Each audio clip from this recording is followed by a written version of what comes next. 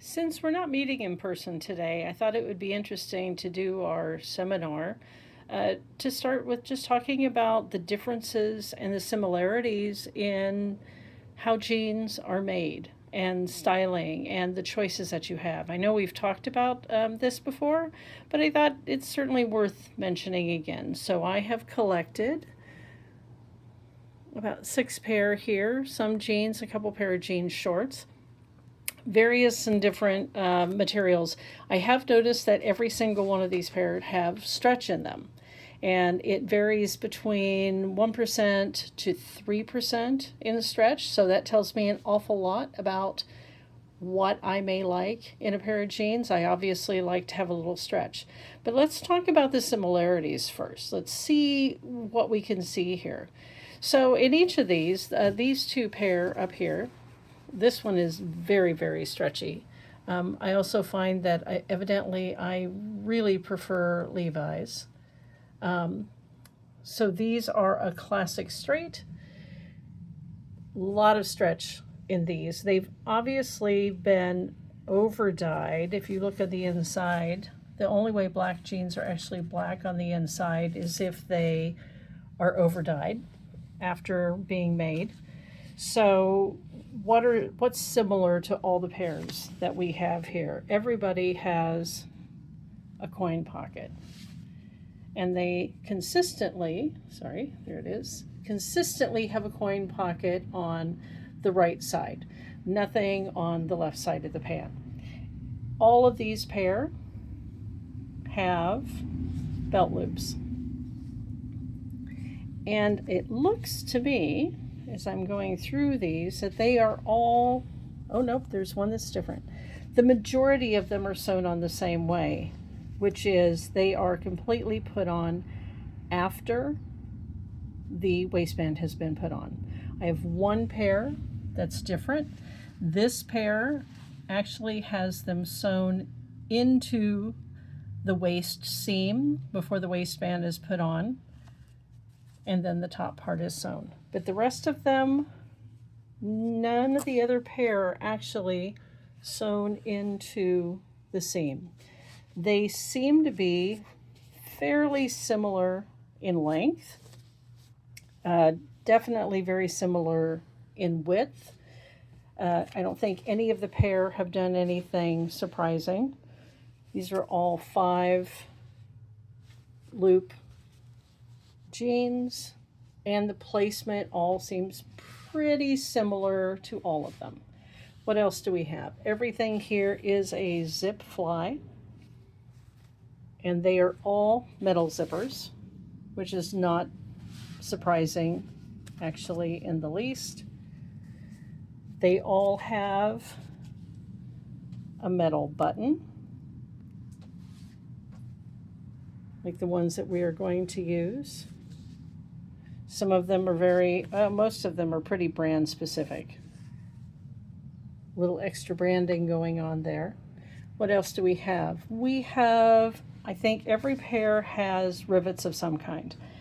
These are nipple rivets, so that you can see they actually rise up in the center. I think those are the only ones. These are very flat. Oh, nope, these are nipple rivets also.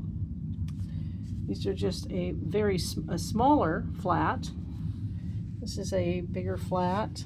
I don't have any of the other textured ones. All the rest of these are flat. And they all pretty much look the same on the inside.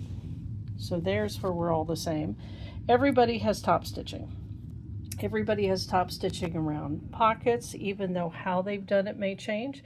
Everybody has top stitching on their belt loops. Everybody has top stitching on the waistband.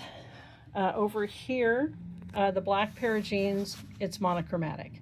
So everything is done. It's black thread, black fabric, the top stitching, even the rivets are of the gunmetal, so everything is blending in nicely. Nothing surprising on the back pocket. This pair does a little bit in terms of top stitching. This pair uses basically what I would consider the construction thread on the waistband. So no detailing on the waistband, but we go to a pale color of top stitching anywhere else. What's interesting about this on the pockets is we use the dark color as a bottom stitch line and the paler color is the top. What have we on the back? Oh yes, these have festive little metal pieces on the pocket. I'm trying to see if I can get in there. Oh, made you seasick. I'm not sure how those are attached. They might be glued on for all I know.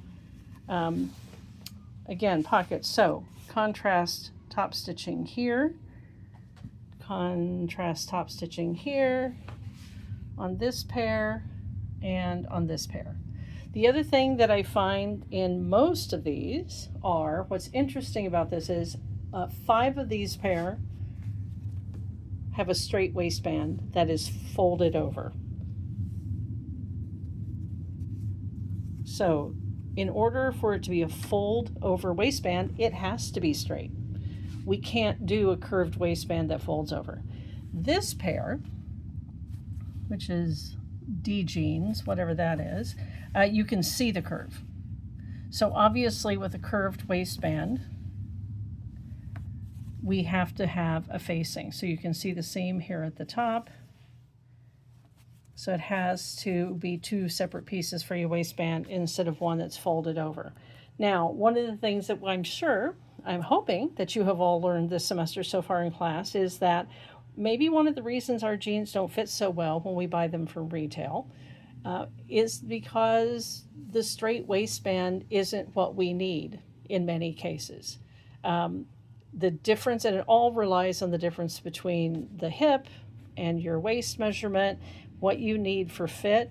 That's what I find interesting about these. You can actually see how the shape goes up, whereas these, if I had them folded, seem to be a little straighter up from the hip. So, everybody has back pockets. I have a couple with flaps, which I find slightly annoying because I never keep them buttoned, so they always look like that. They always look surprised. I have another, this is the pair I wanted to check. The other thing I found interesting on these, which to be honest with you, I didn't even notice, is this odd shape and this odd little finish over here where it is actually turned under and finished, but they decided to do this weird zigzag thing on the top of the flap. And they offset the button on the back, which is very strange. I guess I don't spend a whole lot of time before this class looking at the back of my pants. What's interesting about that is, as I flip this over, you'll see they did the strange little zigzag thing here.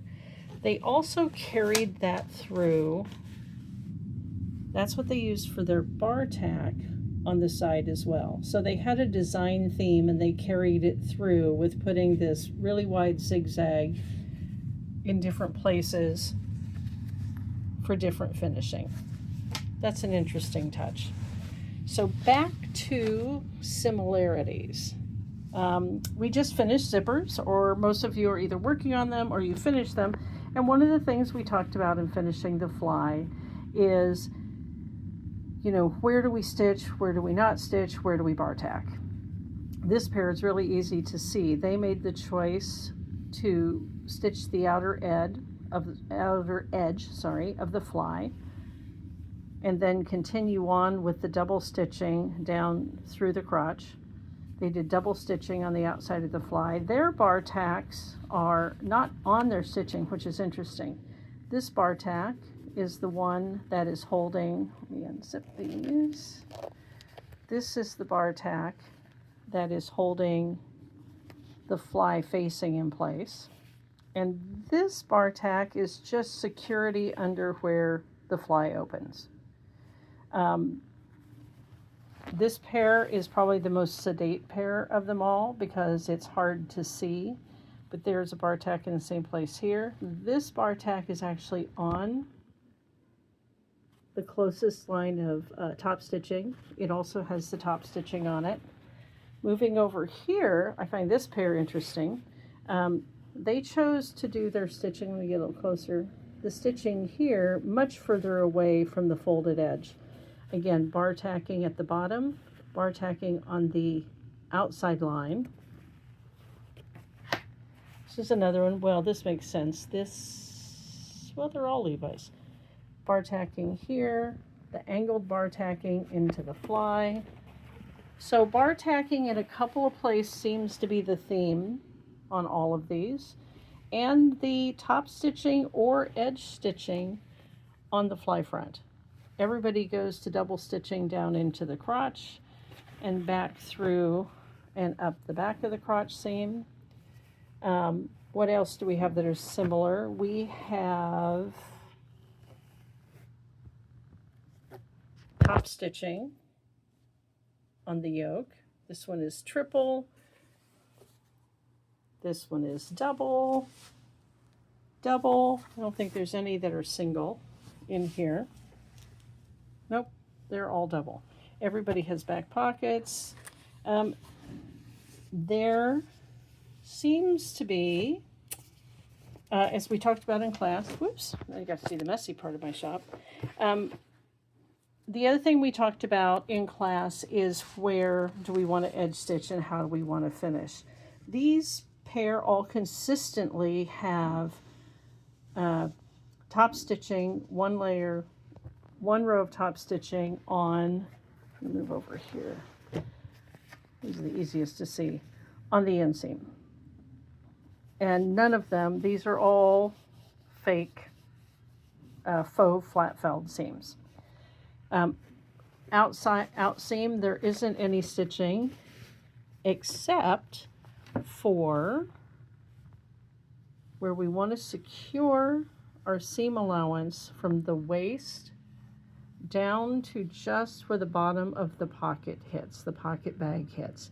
And the whole purpose for the stitching right here is to hold that seam allowance in place and keep everything smooth up here in the hip area. Let me see, what else do we have to look at with these specifically? Back pockets, I don't think I have any different shape in back pockets. Most of them seem to be what I think of as a traditional back pocket. These are interesting because this pair looks like it only has top stitching here, but what they've done again on this pair is they've chosen to use, let me get down closer, they've chosen to use a thread that matches for the edge stitching and using their contrasting thread then for the top stitching. That's interesting because I was just looking about how, I was trying to figure out how these were held on. So that's another variation on a theme. I think all of these pockets, so flip them around, have double stitching, double top stitching on the back. Yep, and the pockets seem to be pretty consistent in the shape. Even the ones that have the little flaps are consistent in shape. I am going to flip some of these wrong side out now, and we're going to take a look at the interior. I'll be right back.